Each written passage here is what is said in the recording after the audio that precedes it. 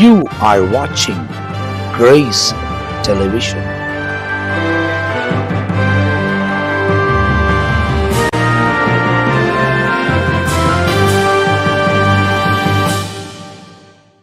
அன்பானவர்களே, ஆண்டவருடைய நாமத்தில் வாழ்த்துக்கள்.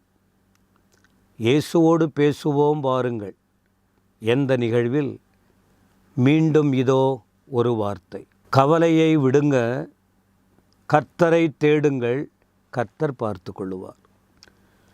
இதை வச்சு ஒரே வசனம் சொல்லலை, வேறு வேறு வார்த்தைகளின் மூலம் உங்களுக்கு தேவ வார்த்தை விவரித்து காண்பிக்கப்படுகிறது. கடைசியாக ஒரு வார்த்தை கேட்டீங்க, நீங்கள் கவலைப்படாமல் இருக்க வேண்டுமானால் கர்த்தரை தேடுங்கள். அப்போ என்ன ஆகும்? எல்லாம் உங்களுக்கு கொடுக்கப்படும், இவைகள் எல்லாம் உங்களுக்கு கொடுக்கப்படும் என்று ஆண்டுடைய வார்த்தை கேட்டோம். சரி, எப்போ தேடணும் என்று சொல்லும்போது அதற்கு ஒரு பெரிய பிரசங்கம் இருக்குது. முதலாவது அவரை தேடணும். கடைசியில் அவரை தேடுறதில்ல. எல்லாத்துக்கும் முக்கியத்துவம் கொடுத்துட்டு கடைசியாக போய் கடவுள் சபைக்கு போவோம், ஆலயத்துக்கு போவோம், ஊழியக்காரங்கிட்ட போவோம், போயிட்டு ஆலோசனை கேட்போம். எல்லா இடத்துக்கும் போயிருப்பாங்க. எங்கெங்கே போகணும்? எல்லா இடத்துக்கு. கடைசியில் மட்டுங்க ஓடி வருவாங்க. என்ன நியாயம்? வேதம் சொல்லுது முதலாவது. அது மட்டும் இல்லை, இன்னும் கூட நீங்கள் வேதத்தில் பார்க்க முடியும். நீங்கள் தேவன் பார்க்கணுன்னா, அவர் உங்களை வழி நடத்தணுன்னா அதிகாலையில் கர்த்தரை தேட வேண்டும். அதிகாலையில் கர்த்தரை தேடணும். அப்படி பைபிளில் வசனங்கள் இருக்குது. அதிகாலையில் தேடுகிறவன் அவரை கண்டடைவார். மரியாள் காலையில் கர்த்தரை தேடினாங்க, ஆண்டவரை பார்த்தாங்க. நீதிமொழிகள் 8ஆம் அதிகாரத்தில் பாருங்கள், அதிகாலையில் எழுந்து அவருடைய வாசற்படியில் வந்து காத்திருந்து அப்படி இருக்கும்போது அவரை பார்க்க முடியும்னு. இயேசு கிறிஸ்து கூட அதிகாலையில் இருட்டோடே போயிட்டு அவர் ஜெபம் பண்ணினார் பரலோகத்தை நோக்கி. மார்க் 1:35 படிக்க முடியும். காலை ஜெபம் ரொம்ப முக்கியம். காலையில் கர்த்தரை தேடுவது. நாமெல்லாம் அதை அனுபவிச்சுக்கிட்டு இருக்கிறோம். ரொம்ப நேரம் தூங்குவதில்லை. ஒரு வழக்கத்தை உருவாக்கி கொள்ள வேண்டும். காலையில் கர்த்தரை எழுந்து கர்த்தரை தேடணும். முதல்ல தேடணும், அதிகாலையில் தேடணும். அது மட்டும் இல்லை, முழு இருதயத்தோடு.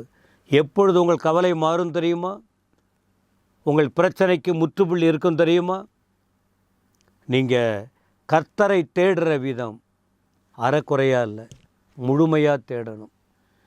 அப்போஸ்தலர் 8ஆம் அதிகாரத்தில் ஒரு ஸ்திரீயினுடைய மந்திரி, ஒரு தலைவன், பொக்கிஷத்துக்கெல்லாம் தலைவன், எத்தியோப்பியன். அவர் எருசலேமில் ஆண்டவரை தொழுது கொண்டுட்டு போகிறார். பிலிப்புக்கிட்ட ஆண்டவர் பேசுகிறார், இப்படி போ அப்படின்னு. வேகமாக போகும்போது அங்கே ரதத்தில் போய்கிட்டு இருந்த அந்த மந்திரி, அவன் ஒரு பைபிளில் இருக்கிற தீர்க்கதரிசன புஸ்தகத்தை படிச்சுக்கிட்டு போகிறார். அப்போ ஆண்டவர் சொல்கிறார், பிலிப்பு நீ போயிட்டு அந்த ரதத்தோடு சேர்ந்துக்க. போய் சேர்ந்த பிறகு அவர் கேள்வி கேட்குறார், இதை படிச்சுக்கிட்டு போகிற, இது எனக்கு தெரியல, என்ன விஷயம், இது உனக்கு தெரியுதான்னு பிலிப்பு கேட்டார். அப்பொழுது அந்த மந்திரி, யாராவது சொன்னால் தானே எங்களுக்கு தெரியும், எங்களுக்கு எப்படி தெரியும்? பைபிளை பற்றி நான் ஒரு எத்தியோப்பியன், கடவுளை தான் தேட போனேன், எருசலேமுக்கு தான் போனேன், ஆராதனை செய்ய தான் போனேன், ஆனால் எனக்கு இது விளங்கலை, என்கிட்ட இருக்கிற இந்த புத்தகத்தை படிக்கிறேன், விளங்கலை. அப்போது பைபிள் சொல்லுது, பிலிப்பு அந்த வார்த்தையை வைத்து கர்த்தராகிய இயேசு கிறிஸ்துவை குறித்து அவருக்கு பிரசங்கித்தார். அப்போ ஒருத்தவங்க சொன்னால் தான் புரியும். முதலாவது தேடுங்கள்னு சொல்லி கொடுக்குறோம், தேடணும். அதிகாலையில் தேடுங்கன்னு சொல்லி கொடுக்குறோம், தூக்கத்தை வெறுத்துட்டு காலையில் எழுந்து தேடணும். அப்புறம் முழு இருதயத்தோடு தேடணும். எதுக்கு இந்த வார்த்தையை சொன்னேன்? அப்போது அந்த வார்த்தை அந்த மந்திரி கேட்ட பிறகு நிறைய வார்த்தையை சொல்லிக்கிட்டு இருக்கும்போது 2 பேரும் போகிறாங்க. ஒரு பக்கம் தண்ணி நிறையா இருக்குது. அந்த தண்ணீரை அந்த எத்தியோப்பிய மந்திரி பார்த்தான்.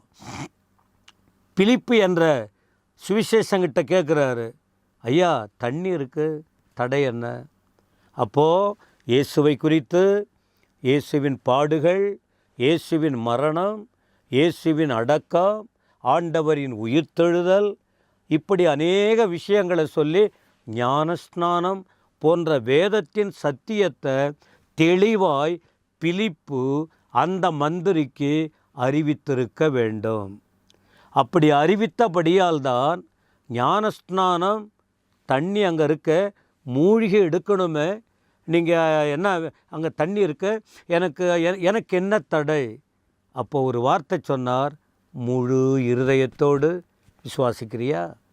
ஆண்டவர் இயேசுவை முழு இருதயத்தோடு நீ விசுவாசிக்கிறாயா? நான் விசுவாசிக்கிறேன். அதன் பிறகு அங்கே தேவ திட்டம் நிறைவேறியது. இதை கேட்கிற அருமையான தேவ ஜனமே, முழு இருதயத்தோடு ஆண்டவரை தேட வேண்டும். எரேமியா 29 12 13 14 வசனங்களை படித்து பார்த்தால் உங்களுக்கு தெரியும். நீங்கள் கூடி என்னை தொழுது கொண்டு என்னை நோக்கி விண்ணப்பம் பண்ணுவீங்க, நான் உங்களுக்கு செவி கொடுப்பேன். உங்கள் முழு இருதயத்தோடும் என்னை தேடினீர்களானா, உங்கள் முழு இருதயத்தோடு என்னை தேடினீங்கன்னா என்னை தேடுகையில் கண்டுபிடிப்பீர்கள். நான் உங்களுக்கு காணப்படுவேன் என்று கர்த்தர் சொல்லுகிறார். நான் உங்கள் சிறையிருப்பை திருப்பி, நான் உங்களை துரத்திவிட்ட எல்லா ஜாதிகளிலும் எல்லா இடங்களிலும் இருந்து உங்களை சேர்த்து நான் உங்களை விலக்கியிருந்த ஸ்தலத்துக்கே உங்களை திரும்பி வர பண்ணுவேன். ஏன்னா அருமையான வார்த்தை பாருங்கள். நீங்கள் பிரச்சனையில் இருக்கீங்க, சிறைப்பட்டு போயிருக்கீங்க, விடுதலை இல்லாத இருக்கிறீங்க. உங்களுக்கு விடுதலை வரும். ஆண்டவர் அதை செய்ய வல்லவராய் இருக்கிறார். ஆனால் முழு இருதயத்தோடு அவரை தேடுங்க. அதனால தான் உங்கள் கவலை மாறணுன்னா, உங்கள் வாழ்க்கையை கர்த்தர் பார்த்து கொள்ளணுன்னா என்ன நான் பண்ணணும்னு ஒவ்வொரு செய்தியாக கொடுத்துருக்கிறேன். இப்போ இந்த செய்தியில் கர்த்தரை தேடுங்க, முழு இருதயத்தோடு தேடுங்க. முழு மனதோடு ஆண்டவர் கரம் நீட்டி உங்களையும் உங்கள் பிள்ளைகளையும் உங்கள் குடும்பத்தையும் ஆசீர்வதிப்பார். கர்த்தர் உங்களோடு இருப்பாராக. ஆமேன், ஆமேன்.